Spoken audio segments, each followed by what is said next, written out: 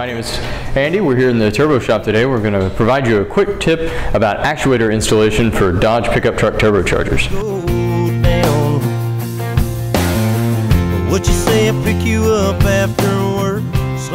So this one here, we have a 2007 to 2012, and this one here is the late model 2013 and up. There's a primary difference between the two of these, a design change that Holset made on the bearing housing itself. First, in the early model Dodge, the 2007 to 12, whenever you purchase a new actuator, you will receive an installation kit that includes this installation guide.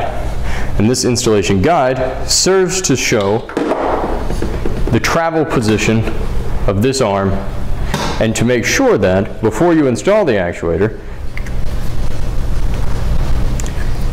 the arm moves in its full position. So there's a green line here at the top and a green line here at the bottom. And then as the arm moves up and down, we can see that the edge of the arm here contacts the green area, and that allows for full travel. In the later model, 2013 and up, when you order a Holset actuator, one, they will look a little bit different. One has a long pigtail that connects to the engine wiring harness, and the other one plugs directly in.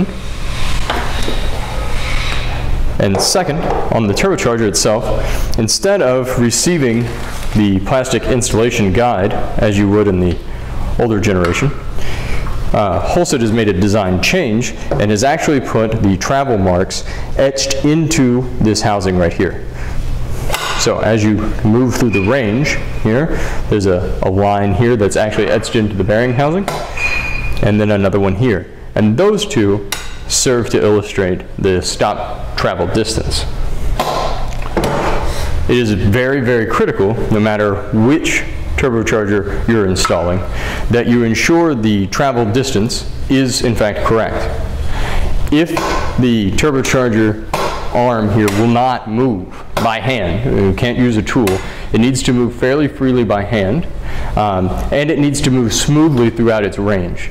So if it sticks at the beginning, or if it sticks from the bottom coming up, or there's a lot of resistance, even installing a new actuator can still present with the same problem that you had initially, because the actuator is monitoring how much resistance it takes to move the arm, as well as start and stop times.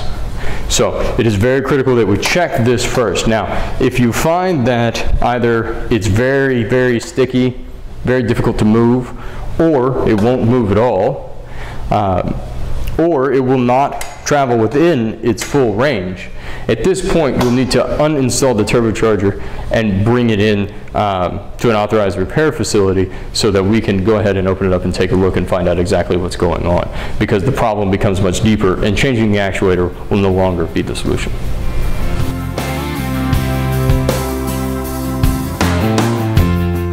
I've been thinking